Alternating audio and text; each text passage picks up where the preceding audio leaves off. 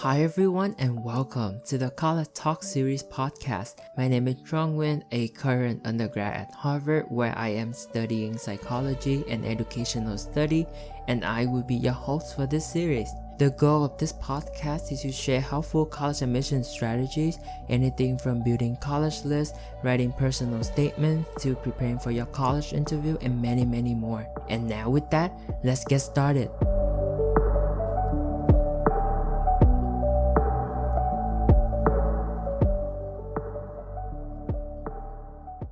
Hello y'all and welcome back to another episode of the College Talk Series podcast. In this episode, we'll be focusing on the college application timeline and how to best prepare for that process starting your freshman year and throughout high school. We will dive into each year of high school and talk about what you should do or focusing on to ensure that you will be a competitive applicant for the college admission process. I will first start with freshman year and then go to sophomore, junior, and then senior year in that specific order. So as always, feel free to skip to any part that you like better. Also, just a quick note is that our podcast is now available on iTunes and also on Apple Podcasts. So if you're an Apple user, you can now go and leave a rating and review on that app. So we would really appreciate if you can check that out and give us a rating on iTunes, or you can just simply share the podcast with your friend or to anyone who you think our podcast can help out.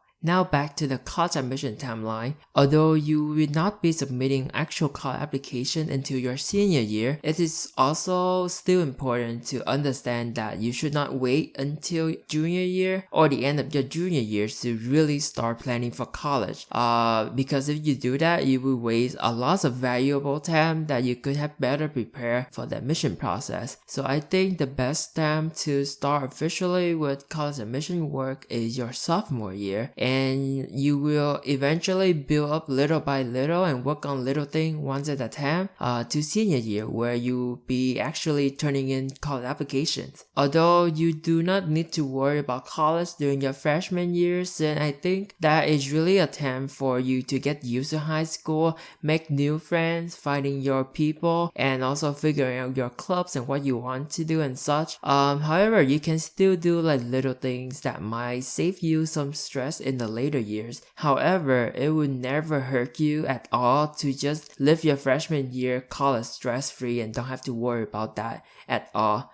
For me personally, I did not even think about college at all during my freshman year, so don't worry. However, I will include some little things which are totally optional for my overachiever freshmen out there who want to get a head start. And please, no matter what, do not overwhelm yourself, and this should not be the only focus during your freshman year. Please be a freshman and enjoy being a freshman because like I said before, take that time to really get adjusted to high school and have fun.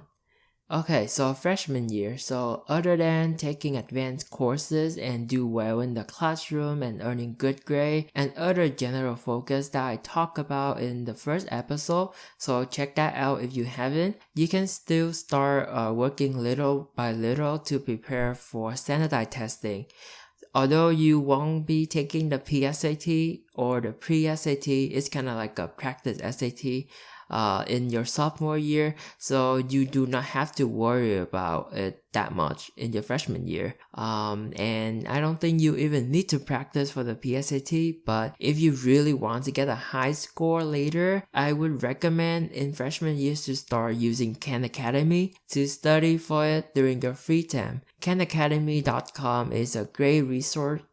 It's also free to learn many different subjects, and they also partner with College Board, who is the official parents of the SAT, and they also have the 8 official practice exams on there that you can use to practice for the SAT. However, I would not recommend taking all 8 during your freshman year. I would say just take one exam and then let the website calculate your score. What's really great about Khan Academy is that it will give you a recommendation of skills that you can work on, and they will put it at the level of difficulty that match with your performance on the exams. So I would say just focusing on practicing those skills and try to get all of the skill in like reading, writing, and math to like level 4. I think that is the highest level that you can get. And for those of you who want to work on your vocabulary, I think vocabulary.com is an amazing free site to use to learn more about vocabs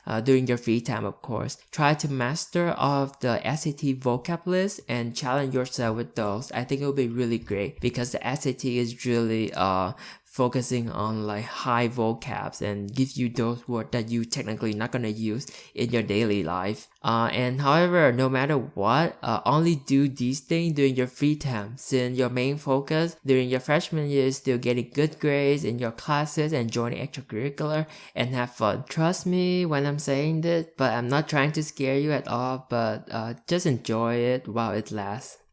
And I guess the second but also the last thing for freshman year is just to join clubs and figuring out your interests. It would be very hard to get leadership position as a freshman, so just join as a member but be an active member, which means go to meeting and participate in events and helping out with planning or joining project team to help with planning for events and stuff like that. By the end of your freshman year, you should figure out which club you like, and then if you want to be involved more, then you can dedicate more time and run for officer or leadership positions to that club and then stick with it for the next 3 years. So now we finished freshman year and entering the summer of your freshman year. So for summer, I would still suggest take things easy, enjoy your summer. If there are summer classes that you want to take, then take those. Also look into summer camps and if there are any available for high school freshmen, and usually it is often rare for these programs to be opened up for freshmen in high school. And also be aware that you might have to apply for those during your freshman year in order to attend it during summer. I personally attended a 1-week program at Rice University in Houston called the Young L Leadership Program, or YOLP, which really taught me a lot about the college admission process, and it was the first time that I ever get to stay at a college overnight for 1 week and get some of that college life experience while learning more about the financial aid process or the different type of schools and such, which was really nice as a freshman in high school. And I know that there might not be a lot of opportunities for high school freshmen, so do not worry if you cannot attend a summer camp or pre-college camp. You can always find opportunities to volunteer in your local area or just enjoy the time with your family and have fun. As long as you are being productive, it is fine. Okay, now sophomore year.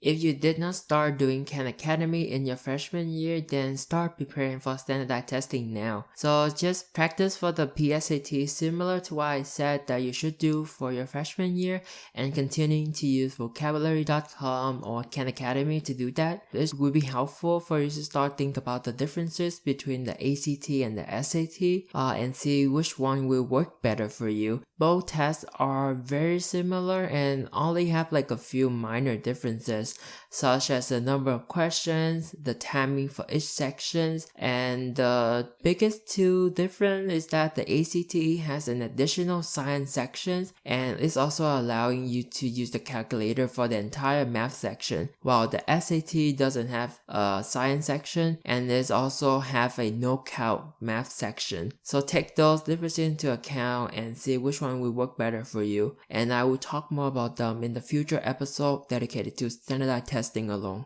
Other than using Khan Academy, there are also other great resources such as Prep Book, and make sure that you get the test book made by the College Board for the SAT or by the ACT creator for the ACT test. Princeton Review and the Black Book is also very good to you, but they are not better than the ones from the official creator. If you are able to afford it, it will also be helpful to take an SAT or an ACT prep course, but just make sure that they are trustworthy and they are worth it for your money, and put your money in the right place. Just know that you do not need to pay to get a better score, since just using the free resources online and the test book from the library will just be more than enough. Taking the prep class can help make the process a bit better and also give you some guidance in person, but not necessary for you to be successful.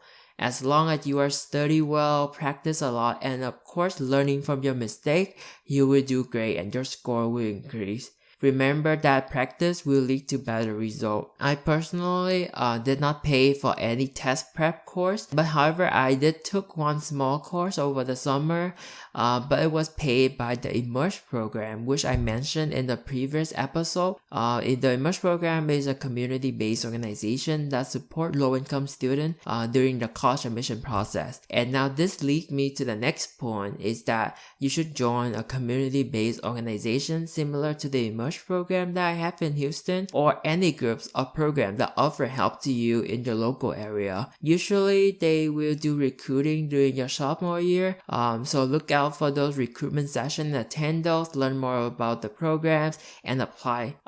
Trust me, they will help you out a lot, especially if you are a first generation and low income student just like me. The next thing is to get to know your school counselor. Most colleges will require an additional letter of recommendation from your school's counselor, and often your school counselor might have to write a tons of different letter recommendations for so many students. So it would be helpful for you to get to know them and for them to know you better in order for you to secure a more personalized letter, which is so much more stronger and better compared to a genetic letter. You do not want a genetic letter just like any other student, since that would not help you at all in the process. However, there is also another way to help in this process, is to prepare some support materials early on for your counselor and also for your teacher who are writing your recommendations. I like to call these document brag sheet, which is just basically a Google Doc where you brag about yourself. You can talk about your proudest accomplishments, your plan and goal for the futures, your values and passion, and pretty much you can include anything that you want your recommender to know more about you outside the classroom or inside of the classroom. This will help them a ton in writing you a good recommendation letter. Regardless, making time and reaching out to meet with and befriend your counselor will go a long way in helping you succeed in high school and when you are applying to college, as they can also provide you with a lot of scholarship updates or inform you about any opportunity that can suit your interest. So it's really good to start talking to your counselor very early on. And also continue to be actively involved in your club and extracurricular activities. One last thing is to consider signing up for a virtual mentor. There are just so many different free online services and organizations out there to support students, especially low-income and first-generation college students. You do not need to have a private admission counselor, and you should never have to pay if you cannot afford it, since there are tons of different free programs out there. Like I mentioned last time, College Advising Corps is an example, but there are so many other ones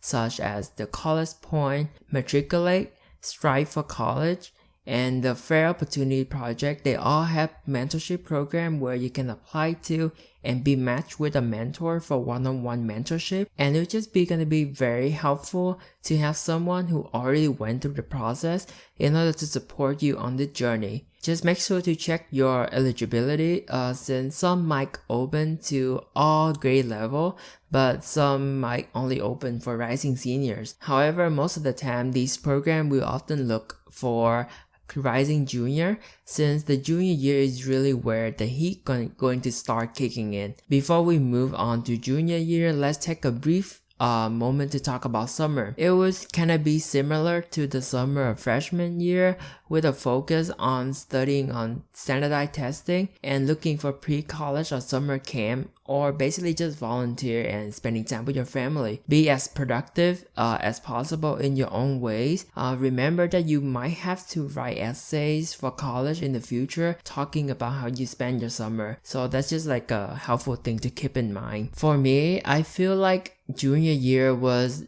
really my hardest year, and although you are not really submitting applications or physically applying to college just yet, this is really where everything gets real. And you're gonna start to build up your college list, asking for a letter of recommendation, starting to draft your essays, and also have to worry about your grade in class, and also taking standardized tests. It's just a lot for junior year. So I just want to say be prepared. But if you have been working really hard already for freshman and sophomore year to prepare for this point, then it would make junior year a little bit more better. So first thing for junior year, just continue to working hard in school and be active in your extracurricular.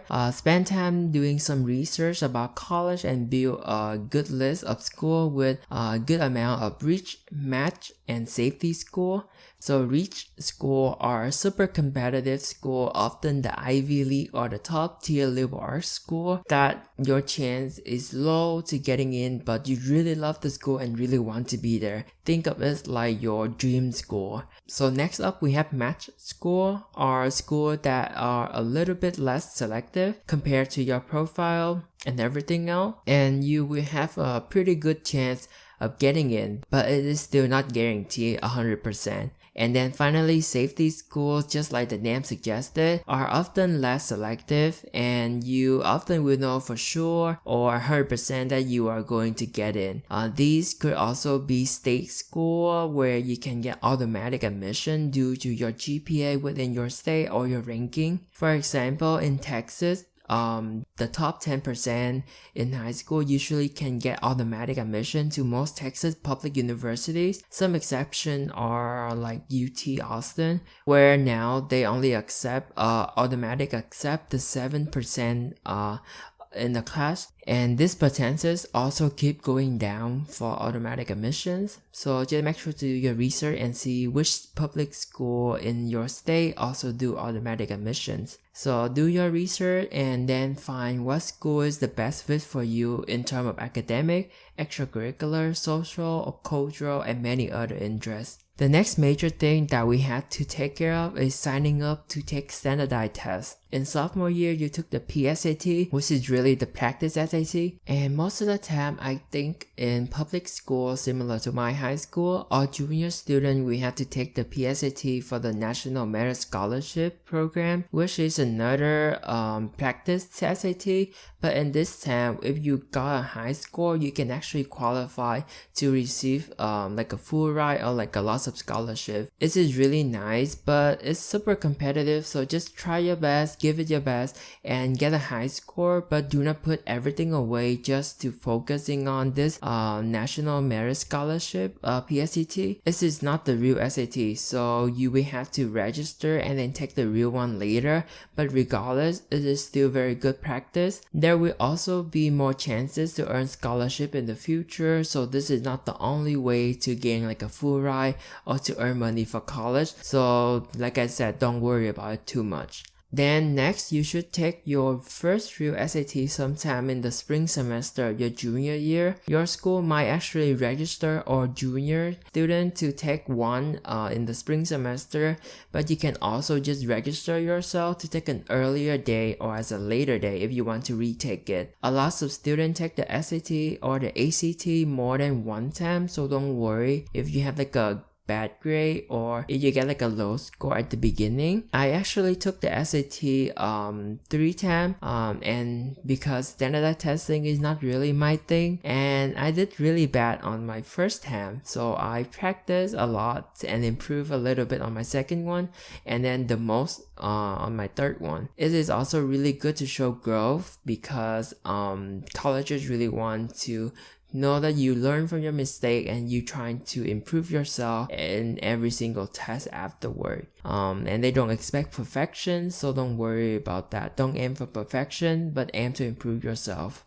So just to give you an example of my own timeline for SAT taking or standardized taking, I took my first SAT in December of my junior year, which I registered myself, and then I took a second one in April together with everyone else in my class because that was like the school day SAT. And then finally my last one, I took it in August before going into senior year, and it was my highest score because summer is really a good time for you to practice because you don't have a lot of other things to worry about. So maybe good to consider practicing during summer if you have to take another one. Also, you should also think about your SAT subject test or the SAT 2 and see which subject do you want to take the test for and register and then take them.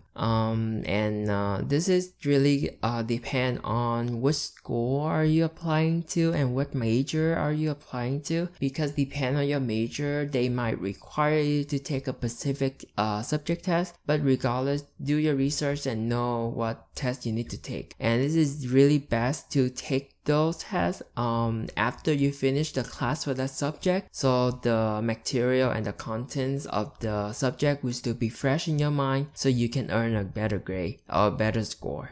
Start thinking about your college essay is also a good thing to consider. If you are a low-income and first-generation college students, I would highly recommend you to apply to the Questbridge College Prep Scholar Program in the second semester of your junior year. It will really get you started on writing essays, asking letter of recommendation from your teachers. If you get into the program, you will be part of a community of other students similar to you, and it will offer you so many support and resources to help you out during this stressful college admission process. So I strongly encourage you to check out the program, check out the website, and then apply if you are qualified or interested. Next, for junior summer, I would say continue working on and finalizing your college list. Take note of the requirement for each school, and then I would suggest you make a Google Sheet or some document online to keep a record of your list and the information that you found on their website. During junior summer,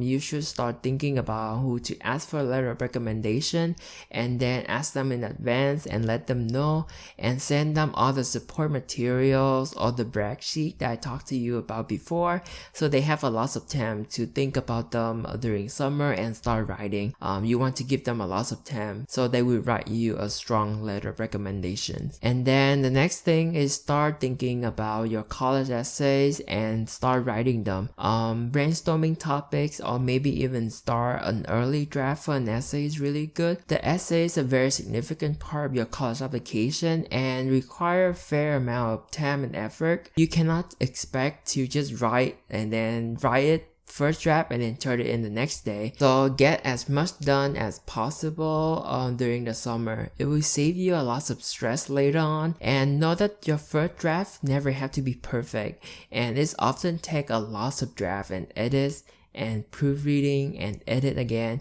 before your essay is good enough to submit. And then finally, research some summer programs, continuing to apply to also fly-in programs. So this is a new thing. If you are low income and first generation minority students, many colleges in the US offer fly-in programs for incoming seniors where you can apply to, and then if you get accepted, these schools will pay for your airplane tickets to invite you to come to their school to stay there for like the weekend, also to experience college life there and learn more about the school. You will have opportunities to connect with current students and other rising seniors who are also going to the program with you. You will get to eat in their dining hall, stay at their dorm, and sit in classes and meeting current college students. It is just very great for you to test out a school and to see if you really want to go there and decide to whether or not that school is a good fit for you.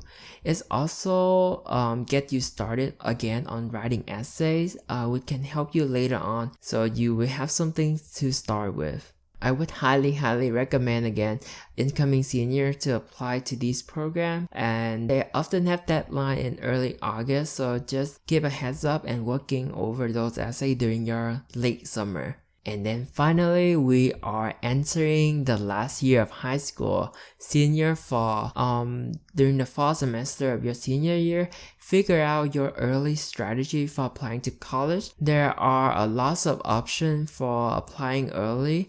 You can either do early decision, which is a binding process, meaning that if you apply to an early decision program at a school and you get accepted, then that means you will have to go to that school. You have to withdraw all your other application and have to commit to that school. Another alternative is early action, which is very similar to early decision, which also allow you to know your result early on. However, the process is not binding, so if you got accepted, you don't have to commit to that school and still be able to apply to other school. If you qualify for the Questbridge National College Match Program, which only for students who have expected family contribution of around $0. So if you do that option, you can rank up to around 11 or 12 schools, I think. And that is actually the earliest option out of all early options that you can apply to a school, which will give you an opportunity to receive a full scholarship if you got accepted in the Questbridge National College Match Program. So figure out which school you want to apply early and see which option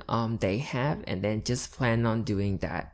Next is make sure to meet with your high school counselor or your college counselor and go over your plan for applying to college and talk about how they can best support you and what you need from them. Next, finalize your SAT and ACT or SAT subject test plan. By senior fall, you should already be finishing up standardized testing, and then make sure to check the standardized test submission guideline for each college. Certain schools will require some tests and others will not, so make sure to read those carefully. And then finally, college application. So work on your college application and completing those during your senior fall. Deadlines are often as early as October, such as for the Questbridge National College Match Program. Most early action and early decisions have deadline in November. And after you submit your early applications, start working on the rest of your application and supplement essays. Supplement essays are additional, smaller essays which are required, and each school will have different supplement essay, and some school might not even ask for them. So you have to check and make sure which school require which essays. And then finish those regular decision application and then turn it in by the traditional deadline, usually around January 1st. After you apply to all of your school, do not get senioritis hit you just yet.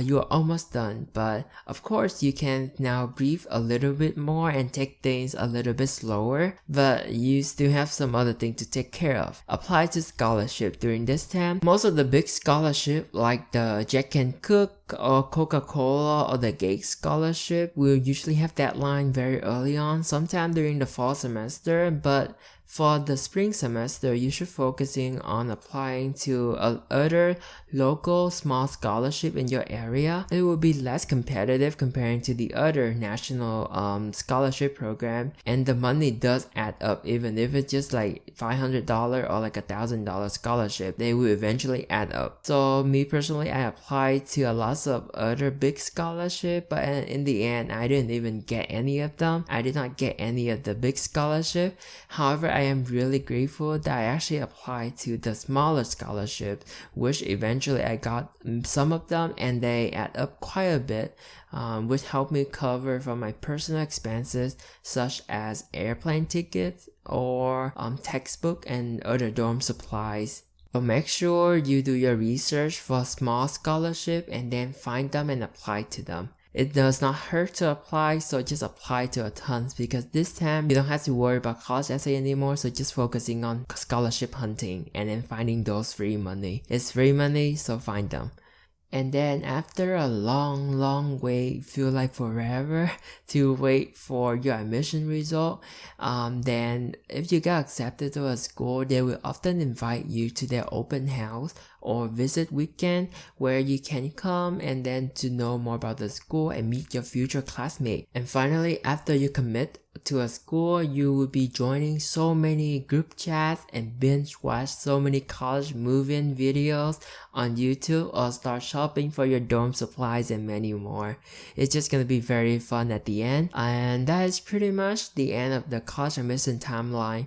Once you receive your result from your colleges and scholarships, it is just really time for you to celebrate the end of your high school career and all of your hard work that you have put up until this point, and just be ready for the next big chapter of your life. Just know that anything can happen in this entire college admission process, and a lot of it is just pure luck. Know that you work really hard and you will end up where you are meant to be at the end. Do not stress and just embrace the process and give it all you got. Trust me, you will be fine. Enjoy high school because it's only happened once. Don't let the stress of college admission process take over the fun of high school. Well, that's wraps up today's episode.